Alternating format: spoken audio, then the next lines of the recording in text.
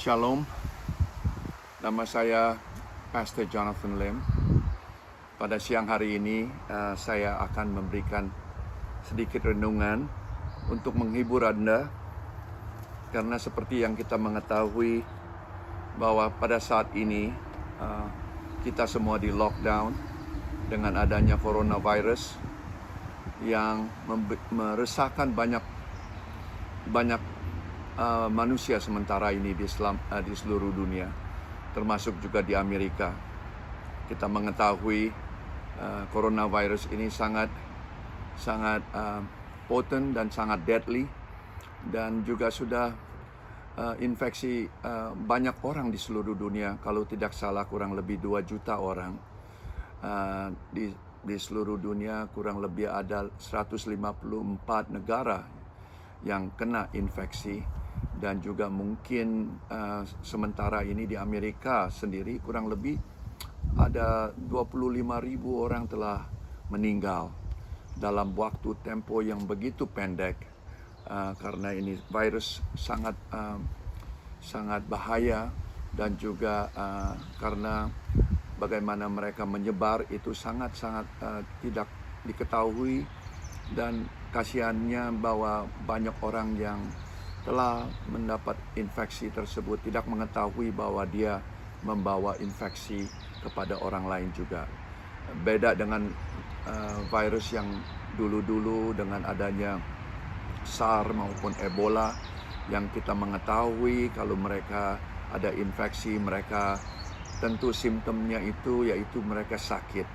Dan kita mengetahui jikalau mereka sakit, kita tidak mau mendekat mereka karena takut ketepak.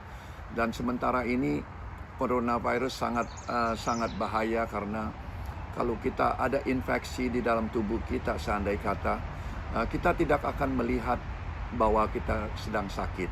Jadi itu orang bisa membawa virus itu kepada semua orang yang dia bertemu dengan tidak mengetahui bahwa dia ada membawa penyakit itu. Dan karena itu sudah menyebar begitu luar biasa, sampai 2 juta orang di seluruh dunia, dan ini dalam waktu yang sangat singkat, dalam waktu 2 bulan di bawah 3 bulanan.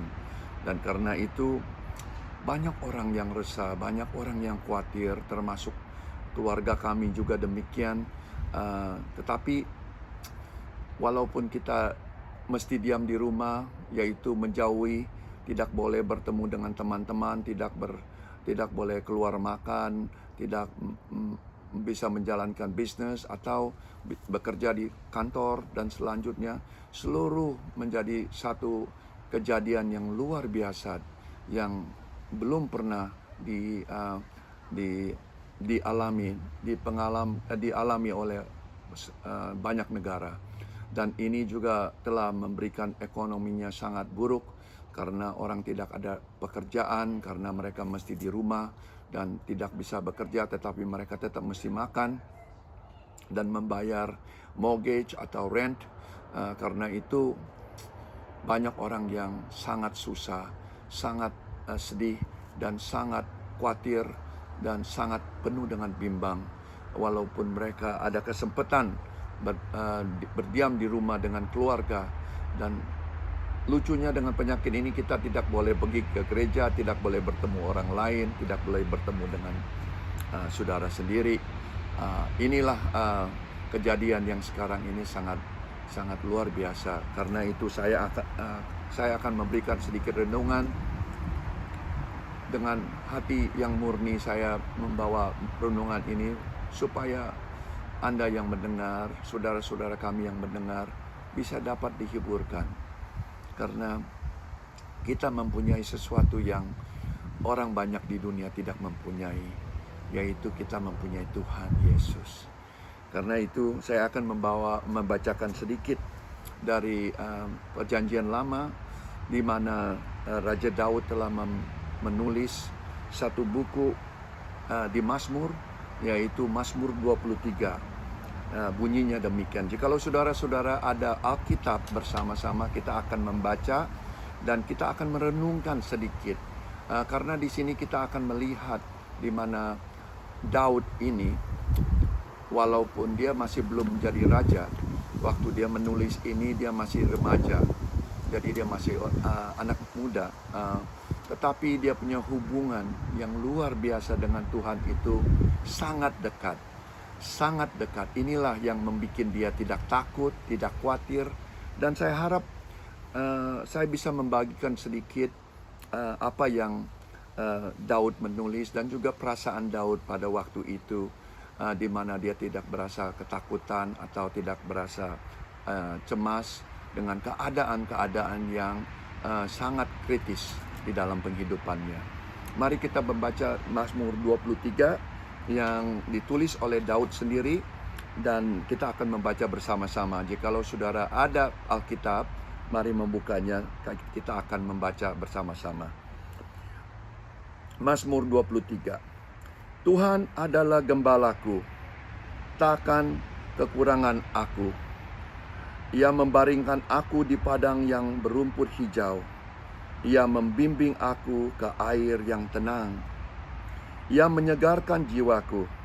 Ia menuntun aku di jalan yang benar oleh karena namanya. Sekalipun aku berjalan dalam lembah kekelaman, aku tidak takut bahaya, sebab Engkau besertaku. Gadamu dan tongkatmu itulah yang menghibur aku. Engkau menyediakan hidangan bagiku di hadapan lawanku.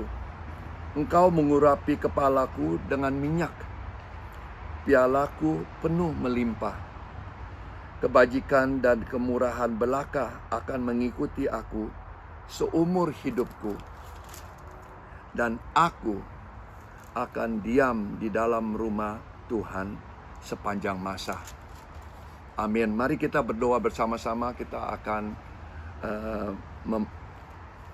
melihat dan menguraikan dengan apa yang maksud dari penulisan Daud ini. Mari kita berdoa. Oh Tuhan Bapa kami dalam surga, terima kasih Bapa kalau pada siang hari ini kami juga bisa merenungkan firman Tuhan melalui buku Mazmur 23, di mana kita mengetahui bahwa Daud telah menulis buku ini karena dia juga telah mengetahui kasih sayang Engkau kepada dia. Karena itu Tuhan, kami mohon Tuhan urapi lidah dan bibir hamba yang penuh dengan kekurangan ini, dan juga Tuhan juga mengurapi kuping telinga kami yang mendengar firman pada siang hari ini, supaya mereka juga bisa mengetahui dan juga bisa mengenal akan firman yang Tuhan telah tulis untuk kami semua. Tolong Tuhan, kami mohon Tuhan bimbing dan urapi kami semua pada siang hari ini. Kami serahkan doa ini atas nama Tuhan Yesus, Juru Selamat kami yang hidup. Kita telah membaca firman Mazmur ini, yang tercatat bahwa buku Mazmur ini ditulis oleh kebanyakan ini ditulis oleh Daud. Kita mengetahui bahwa Mazmur ini ada kurang lebih 150 chapter, dan juga kebanyakan selain dari Daud juga ada Musa yang menulis, tetapi kebanyakan ditulis oleh Daud. Daud memang seorang yang luar biasa karena dia seorang yang penuh dengan semboyan kesayangan kepada Tuhan. Dia menulis Mazmur ini adalah sesuatu tulisan pujian kepada Tuhan, karena dia seperti orang yang lagi jatuh cinta kepada Tuhan. Dia bisa menulis segala pantun dan segala tulisan yang tercatat di buku ini, dan ini sangat bisa menghibur banyak orang dan memberikan inspirasi kepada banyak manusia, karena tulisan yang dia tulis adalah tulisan yang dia alami. Dan karena itu mari kita akan menguras apa yang dia mengatakan pada buku Mazmur ini. Tuhan adalah gembalaku, takkan kekurangan aku.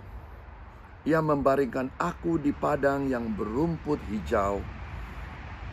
Ia membimbing aku ke air yang tenang. Kita mengetahui sejarah Daud waktu dia adalah anak yang ketujuh daripada keluarga Jesse. Jesse adalah ayahnya, dan di samping itu dia juga ada eldest brother, kakak, kurang lebih 6 orang kakak yang lebih besar daripada dia, dan David adalah anak yang paling bungsu.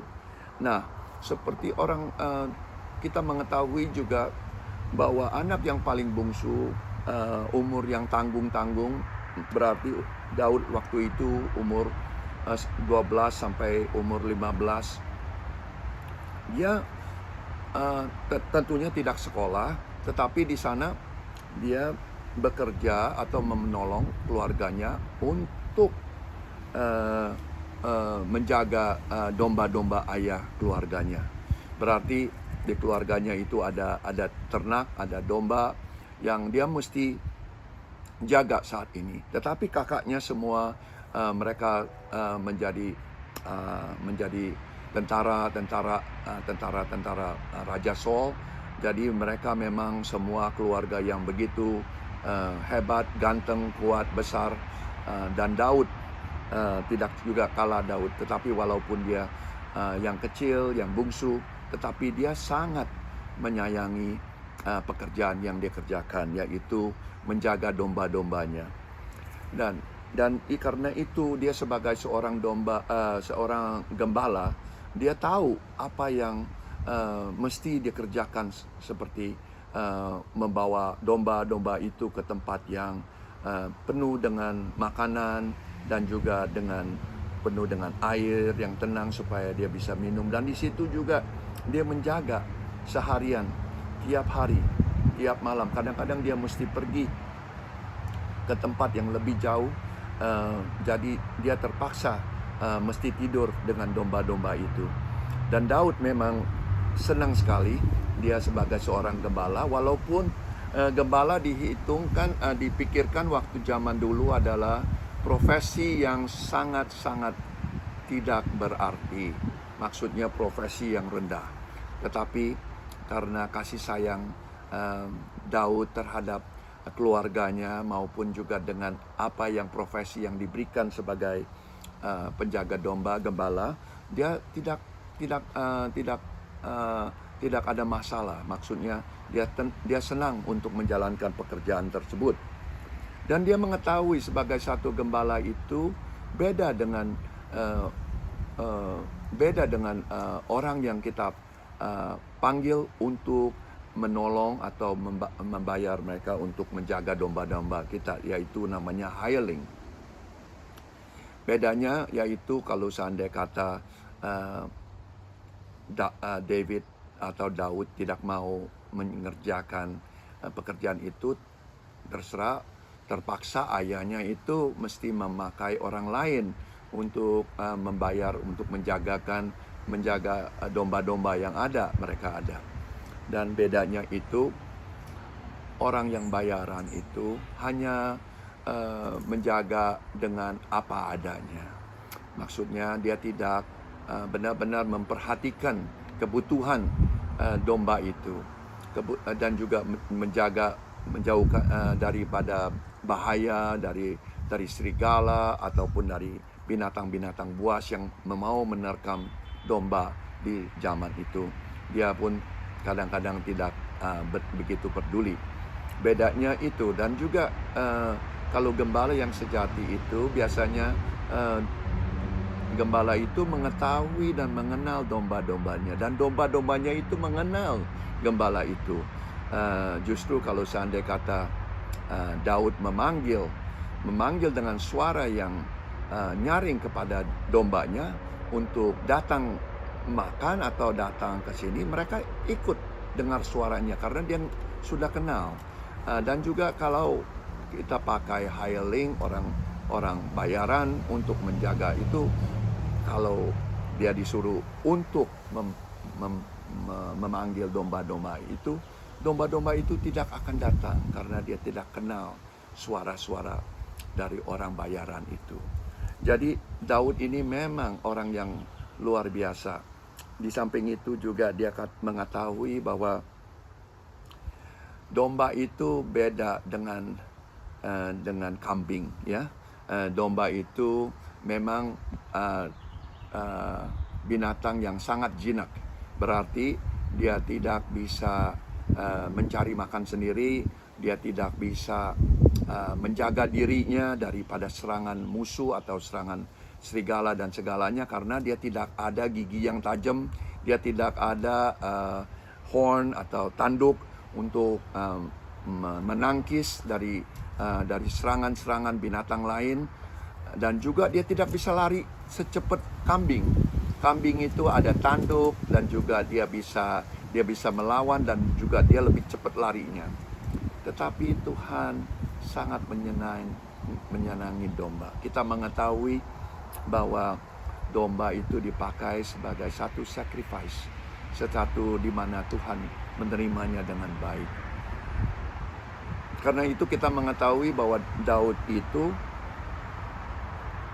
pada saat dia menulis Tuhan adalah gembalaku, jadi dia mengirakan bukan menjadi seorang domba, menjadi domba sekarang, karena dia merasa bahwa Tuhan yang menjaga aku, Tuhan yang membawa aku dan kami semua yang sudah percaya kepada Tuhan, bahwa Tuhan yang membawa aku ke tempat yang tenang, ke tempat di mana kami diberi makanan, diberi minuman, dan juga membimbing, dan juga di sana kami bisa bertidur dan juga tidak takut, karena kita tahu ada gembala yang setia, yang baik menjaga kita. Sama juga dengan Tuhan kepada saudara-saudara sekalian semua di sini, pada saat ini kita mempunyai Tuhan yang luar biasa. Kita selalu mengatakan Tuhan Yesus adalah gembalaku yang baik. Dia mengetahui keadaan saudara, dia mengetahui isi hati saudara, dia tahu kelemahan saudara, dia tahu kebutuhan saudara. Sebelum saudara mengatakan atau meminta atau memohon, dia sudah mengetahuinya. Karena kenapa? Karena saudara telah diberikan satu yang luar biasa, yaitu Roh Kudus. Waktu saudara menerima Tuhan sebagai juru selamat, Tuhan telah mengirim kepada saudara Roh Kudus yang tinggal di hati saudara. Nah, disitulah kita akan melihat bahwa sukacita, damai sejahtera itu ada di dalam kita. Seperti buku Roma mengatakan dalam bahasa Inggris, Roman 8:31, if God is for us, who can be against us? Berarti kalau Tuhan ada di dalam kita, siapa yang berani melawan kita? Tidak ada yang berani. Walaupun manusia, walaupun problema, walaupun sakit penyakit, walaupun musuh, walaupun kuasa gelap dan segalanya tidak bisa mengambil saudara. Dan disitulah kita akan melihat bahwa Daud telah mengetahui di mana dia berada, bahwa Tuhan itu adalah gembalanya. Dan kita juga mesti mengetahui bahwa Tuhan itu adalah gembala kita. Bukan hanya gembala, dia menjadi sahabat kita. Di situ kami melihat bahwa Daud itu waktu Tuhan Yesus waktu Tuhan ada di tengah-tengah dia bisa tenang. Dia tidak usah khawatir karena dia tahu Tuhan itu ada di tengah-tengahnya. Saya yakin waktu Daud, waktu dia menjaga domba-dombanya di siang hari, waktu domba-dombanya makan, dia sambil tiduran, dia sambil melihat langit, ke arah langit, dan juga mungkin tidak heran kalau dia bernyanyi kepada Tuhan untuk memuji dan memuliakan Tuhan, atau mungkin dia berbicara kepada Tuhan, karena di situ nggak ada orang lagi yang dia bisa bicara selain dengan domba atau dengan Tuhan. Disitulah dia mendapatkan hubungan yang begitu luar biasa. Dan disitulah kita mengetahui bahwa Daud mempunyai iman yang kuat di dalam Tuhan. Dan di sini juga dia mengatakan, selain dia membimbing aku ke air yang tenang, berarti jikalau kami juga membutuhkan kerohanian, yang membutuhkan kerohanian, dia akan memberikan. Bukan hanya makanan jasmani, tetapi juga makanan rohani. Dan juga di samping itu dia menyegarkan jiwaku. Tuhan itu selalu menyegarkan jiwa kita. Kita mesti ingat dalam penghidupan kita ini sebagai manusia, di waktu zaman Adam, waktu Tuhan menciptakan Adam dan Hawa, ada 3 elemen di dalam seorang manusia, yaitu satu fisik, yaitu tubuh, dan kedua jiwa, dan ketiga roh. Dan waktu zaman Adam dan Hawa, Tuhan itu sering komunikasi dengan mereka. Dan juga Tuhan juga telah mengatakan, kalau kita lihat buku di Genesis 3 yang mengatakan Tuhan sendiri kadang-kadang hari sore, di waktu sore, dia akan datang ke Taman Eden dan juga akan bersekutu dan mendapatkan hubungan intimasi yang luar biasa dengan Adam. Dan juga dia akan berbicara dengan satu momen yang luar biasa, yang begitu manis dan begitu hebat. Karena waktu itu Adam mempunyai elemen roh selain dari tubuh dan jiwa. Dan karena itu Tuhan bisa berkomunikasi dengan dia.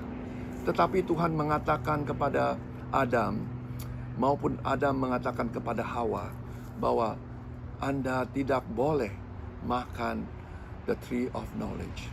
Pohon yang sudah diberitahukan tidak boleh disentuh buahnya, tidak boleh dimakan. Kalau kamu makan, kamu akan mati. Kamu akan ditinggalkan rohnya. Karena itu, satu hari, walaupun Adam mengetahui, sudah diberitahukan kepada Adam dengan jelas tidak boleh, tetapi Hawa akhirnya tempted dengan iblis untuk memakan buah itu. Jadi dia telah membuat sesuatu yang luar biasa. Sebelumnya manusia itu tidak ada dosa, karena dia telah membantah dan tidak mendengar apa yang Tuhan telah suruh kepada Adam, tidak boleh memakan buah dari pohon pengetahuan itu. Dia telah menjalankan sesuatu yang tidak diinginkan oleh Tuhan Yesus, Tuhan Allah, yaitu dia akan putus dengan hubungan mereka secara fisik dan secara direct. Karena itu roh daripada Adam itu telah mati, walaupun tubuh dan jiwanya itu tetap hidup. Dan sesudah itu penghidupan Adam dan Hawa yang kita mengetahui bahwa dia dikeluarkan dari Taman Firdaus, Eden, dan disitulah kita melihat bahwa kita telah mendapatkan dosa-dosa yang diberikan oleh Adam itu.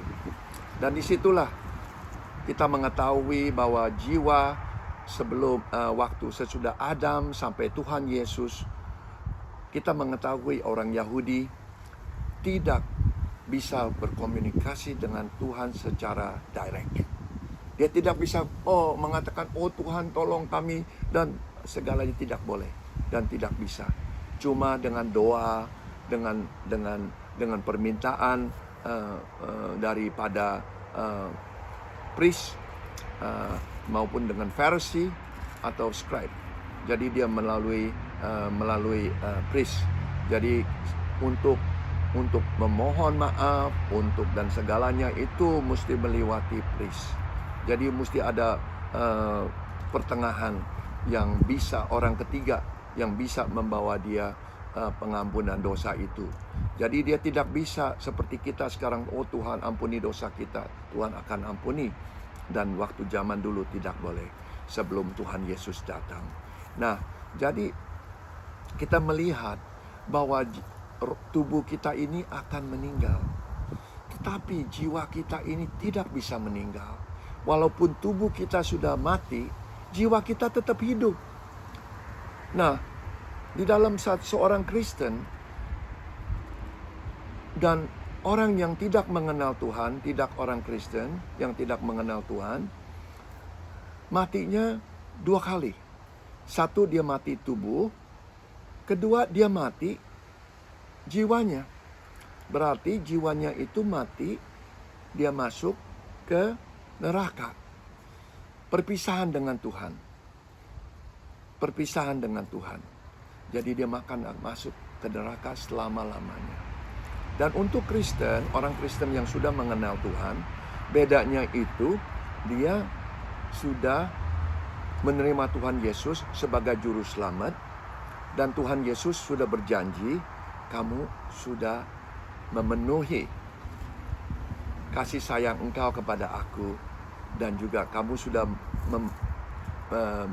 menaruh Tuhan sebagai juru selamatnya dan rajanya. Dan karena itu kamu akan hidup selama-lamanya. Hidup selama-lamanya itu bukan tubuh Anda, tetapi jiwa kita.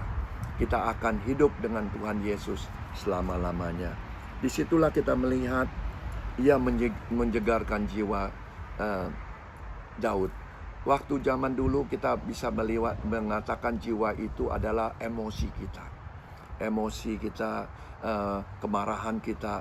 Dan Tuhan tahu kita itu selalu gampang tersinggung dan cepat marah.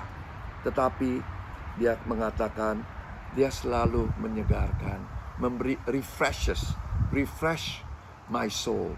He refreshes my soul. Itulah Tuhan mengatakan, dia selalu bisa menyegarkan jiwa Anda. Kalau jiwa Anda lagi marah-marah, Tuhan bisa meredakan melalui firman, pembacaan firman, dan melalui doa. Dan selanjutnya, dia mengatakan, ia menuntunkan aku di jalan yang benar oleh karena namanya. Tuhan itu bukan hanya memberikan Anda makanan yang untuk tubuh Anda, jasmani, tetapi dia juga memberikan makanan rohani kepada Anda, supaya Anda satu hari kelak bisa menuju kepada tujuan yang dia yang sudah letakkan kepada saudara. Jadi setiap orang itu beda. Jadi tujuannya kemana, Tuhan akan membawa dia. Tetapi Tuhan tidak akan melepaskan. Jikalau saudara sudah mengenal Tuhan, Tuhan tidak akan melepaskan Anda. Tuhan akan membawa Anda ke tempat yang dia inginkan Anda berada. Di ayat 4, dia mengatakan, sekalipun aku berjalan di dalam lembah kekelaman, aku tidak takut bahaya. Kalau bahasa Inggris dia mengatakan, yea, though I walk through the valley of the shadow of death, I will fear no evil. Nah, Daud ini tidak takut. Walaupun dia katakan, walaupun saya dalam lembah kekelaman, berarti when you are the shadow of death, berarti Anda dalam keadaan yang luar biasa, yang bisa mengambil yang bisa memberikan kematian kepada Anda sebagai dalam tubuh kita.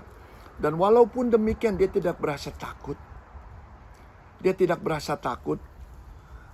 Kita mengetahui bahwa Daud itu sebagai seorang gembala. Dia waktu menjaga gembalanya di situ bukan hanya selalu tenang dan tidak ada apa-apa. Dia mengatakan dia sudah pernah melawan, bertemu dengan singa yang mau memakan domba-domba itu.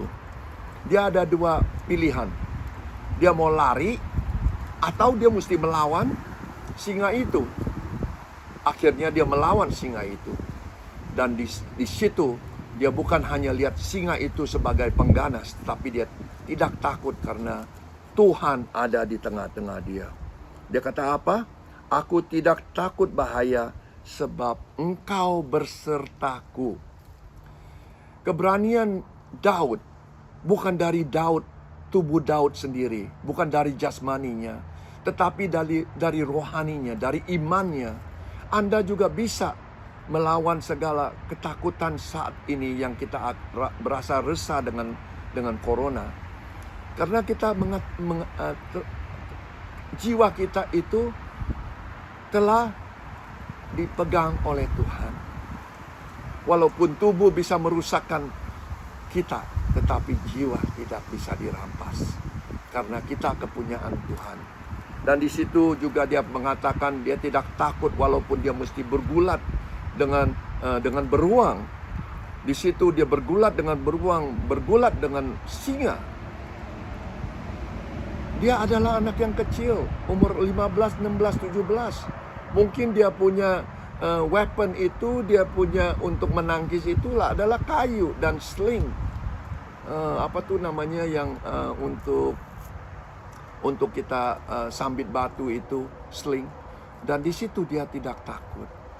Dia bisa menjalankan karena dia tahu Tuhan ada di tengah-tengah dia.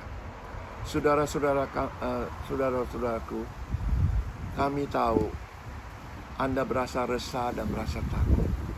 Berasa takut karena keadaan sekarang ini takut menular. Rasa takut karena pekerjaan tidak ada, ekonomi susah. Berasa takut karena Anda lagi ada penyakit, sakit, dan bagaimana nanti hari depannya. Jangan takut saudara-saudara. Karena seperti Daud, dia mengatakan, sebab dia tidak takut, sebab aku tidak takut bahaya, sebab Engkau bersertaku. I will fear no evil, for you are with me. Siapa itu engkau? Engkau adalah Tuhan. Tuhan Yesus kita yang selalu ada di tengah-tengah kita. Dan dia mengatakan, gadamu dan tongkatmu itulah yang menghibur aku. Seorang gembala waktu zaman dulu, dia mempunyai satu tongkat. Tongkat itu cukup tinggi, panjang, dan juga di ujung tongkat itu kayak seperti hook. Jadi seperti hook. Tujuan untuk tongkat ini satu, untuk menjaga waktu domba-domba itu berjalan. Ada juga yang keluar sana, keluar sini, dan dia pakai tongkat itu dia pukul pantatnya. Langsung domba itu balik lagi. Kalau dia lari ke sana, dia pakai itu hook dia punya leher supaya dia berjalan dengan tujuan yang sudah diinginkan oleh gembalanya. Dengan kita juga sama. Kita kadang-kadang mau berjalan sendiri, mau berusaha sendiri. Kenapa mesti tergantung kepada Tuhan? Kita pun ada kaki, kita pun ada kepala, kita pun ada kekuatan. Kenapa kita mesti tergantung kepada Tuhan? Jikalau saudara mempunyai sifat seperti itu, berarti saudara sudah sombong. Saudara berasa diri saudara bisa menghandal sendiri. Anda bukan lagi menjadi domba. Anda menjadi beruang atau singa. Karena Anda berasa Anda bisa mencari makan, Anda bisa mencari hidup, Anda bisa hidup kuat dan sehat selalu, dan punya banyak uang, bisa bisnis sendiri. Tetapi Daud selalu itu tergantung kepada Tuhan. Seperti domba yang tergantung kepada gembalanya. Seperti kita mesti tergantung kepada Tuhan. Walaupun Tuhan telah memberikan kita kepintaran, kepandaian, bukan berarti kita melebihi daripada apa yang Dia akan beri. Seperti seorang ayah yang mencintai seorang anak. Orang anak ini yang mulai besar, ayahnya memberikan dia sesuatu. Dia bilang, oh no dad, I know about all this. Saya mengetahui semuanya. Jangan sok kasih saya tahu semua. Saya sudah tahu apa yang kamu mau ngajar saya sudah tahu. Nah, disitulah kita bersikap terhadap Tuhan. kalau kita bilang, oh Tuhan, saya bisa menjalankan sendiri, saya tidak tergantung kepada Engkau, saya bisa menjalankan apa yang sudah diberi, dan saya akan jalankan dengan kepintaran, kepandaian, dan kekuatan saya sendiri. Saudara ingat 3 bulan yang lalu, di dunia ini semua orang ada damai sejahtera. Semua orang bisa mencari uang dengan baik. Semua orang telah memberikan apa yang terbaik. Dan disitulah kita melihat, akhirnya ada virus datang, semua stop. Pekerjaan stop, restoran stop, ke gereja stop. Kita baru mengikuti Paskah. Paskah kita melihat di televisi. Di Vatikan biasanya ribuan orang datang ke sana, tidak ada orang lagi. Kita lihat yang ke Yerusalem, biasanya ribuan orang ke sana waktu Paskah, tidak ada lagi. Untuk kaum Muslim, biasanya mereka ke Mekah, ribuan orang mutar ke Mekah. Pada saat itu saya melihat tidak ada orang karena mereka takut. Mereka takut kena serangan penyakit virus. Dan karena itu negara yang begitu kuat seperti negara Cina, Presiden Xi mengatakan tahun yang lalu, dia mengatakan, saya masih dengar dan saya masih ingat dengan sombong, perkataan yang sombong. Dia bilang di tahun 2025 Cina akan menjadi negara yang paling hebat di dunia karena ekonomi yang luar biasa dan juga tentara-tentara yang begitu banyak dan weaponnya dengan senjata-senjata yang begitu luar biasa. Tetapi sesudah virus terjadi di Cina, mulai di China, sekarang kita melihat ekonomi mereka turun. Semuanya turun dan jutaan orang meninggal. Saudara, saya cuma mengatakan Tuhan adalah Tuhan kita yang mengontrol keadaan kita di dunia ini. Kita mesti berharap kepada Tuhan. Kita jangan berasa kita lebih kuat dan lebih sombong, karena Tuhan tidak menyukai orang yang sombong. Dan karena itu Daud mengetahui bahwa Tuhan itu yang membimbing, yang memberikan penghiburan dia waktu Tuhan besertanya dengan dia. Dan kita juga mesti demikian. Kita nggak boleh takut karena Tuhan ada di tengah-tengah kita. Dia bilang, Engkau telah menyediakan hidangan bagiku di hadapan lawanku. Engkau mengurapi kepalaku dengan minyak. Ia menyediakan makanan di depan musuhnya. Waktu itu musuhnya banyak. Tentunya Palestina, Raja Assyria, Raja Syria, dan banyak musuh mau menyerang Daud. Tapi mereka tahu, bukan Daud yang memberikan mereka kemenangan dalam peperangan itu, yaitu Tuhannya Daud yang memberikan kemenangan kepada Daud.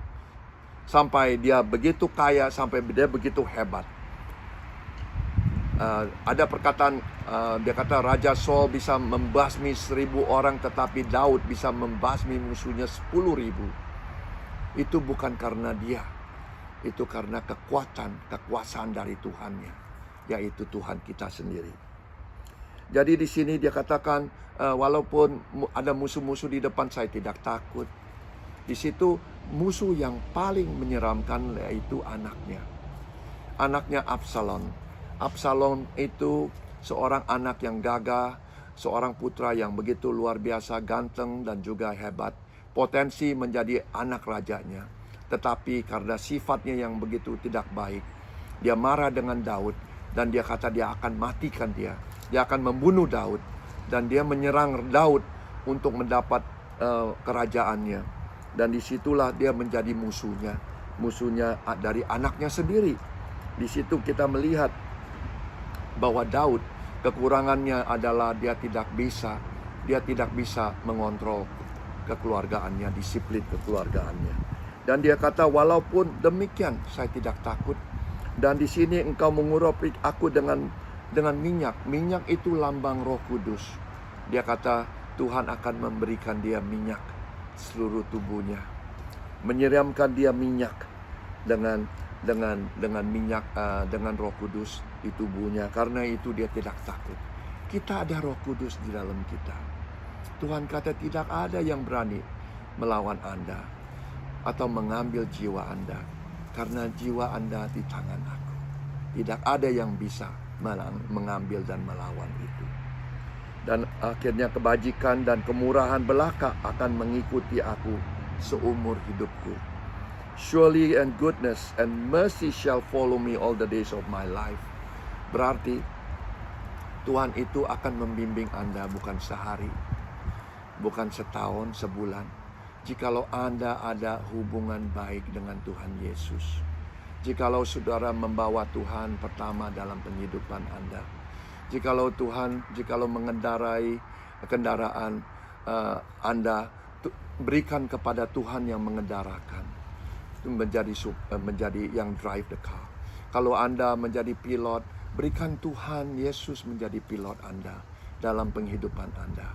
Disitulah kita melihat bahwa Tuhan bukan hanya memberikan dengan waktu yang pendek menyertai Anda, tetapi dia kata dia menyertai Anda sampai kita semua dipanggil pulang. Luar biasa saudara. Daud itu tidak takut dan tidak khawatir. Itu janji Tuhan bahwa selama hidupku Tuhan akan menyertai kami. Tuhan akan memberikan kemurahan kepada kami, pengampunan setiap hari. Dan akhirnya dia kata, dan aku akan diam di dalam rumah Tuhan sepanjang masa. Daud yang kita mengetahui adalah Raja Israel. Dia mempunyai istana yang luar biasa. Tetapi dia mengetahui di rumah Tuhan itu lebih baik daripada di istana yang dia hidup pada saat ini. Karena Tuhan ada berserta kepada dia. Dan juga Tuhan sudah menjanjikan kepada kita semua, orang yang mengenal Tuhan, kita akan tinggal dengan dia selama-lamanya. Karena itu saudara-saudara yang baik, jangan khawatir, jangan takut. Tetapi saudara-saudara yang saat ini melihat dan melalui YouTube mengenai apa yang kita sudah pelajari, masih belum mengenal Tuhan Yesus, masih ragu-ragu. Saya mohon saudara jangan ragu, jangan ambil keputusan yang salah. Ambillah keputusannya sekarang, mengikut Tuhan Yesus sebagai juru selamat Anda, dan Anda akan diberikan kehidupan yang kekal. Dan karena itu, jikalau Anda ingin mengikuti Tuhan Yesus, jikalau ingin menerima Tuhan Yesus sebagai juru selamat Anda, ikut kami dengan berdoa pada saat ini. Mari kita berdoa. Oh Tuhan Bapa kami dalam surga, terima kasih Bapa. Kami sudah mendengar firman Tuhan, dan kami juga datang kepada Tuhan dengan penuh rendah hati. Dan kami akan mengikuti Tuhan dan menerima Tuhan sebagai juru selamat. Dan kami juga mau minta maaf atas segala kesalahan kami. Kami juga ingin datang kepada Tuhan dan mengenal Tuhan. Kami sudah mengenal Tuhan Yesus yang sudah mati di kayu salib, dan juga sudah menebus dosa-dosa kami dengan kematiannya. Dan Tuhan Yesus sekarang sudah berada di sorga, di tangan kanan Bapa kami. Karena itu Tuhan, datanglah kepada kami. Terimalah kami sebagai anak Tuhan, dan kami akan mengikuti apa yang Tuhan kehendaki dalam penghidupan kami. Karena itu Tuhan, bimbing dan tuntun penghidupan kami, supaya kami tetap menjadi terang di tempat yang gelap, dan juga supaya kami juga mengikuti janji-janji Tuhan, yaitu jikalau satu hari kelak kita akan hidup bersama-sama dengan Tuhan Yesus di surga. Terima kasih Tuhan. Kami mau naikkan doa ini atas nama Tuhan Yesus, Juru Selamat kami yang hidup. Amin. Kalau saudara sudah berdoa bersama dengan kami mengundang saudara dan mengucapkan saudara selamat datang kepada keluarga Tuhan Yesus. Terima kasih saudara, dan kami akan bawa saudara kepada topik yang akan datang, dan kami mohon pada saat ini bisa menjadi satu berkat kepada saudara. Terima kasih, sampai ketemu. God bless. Amin.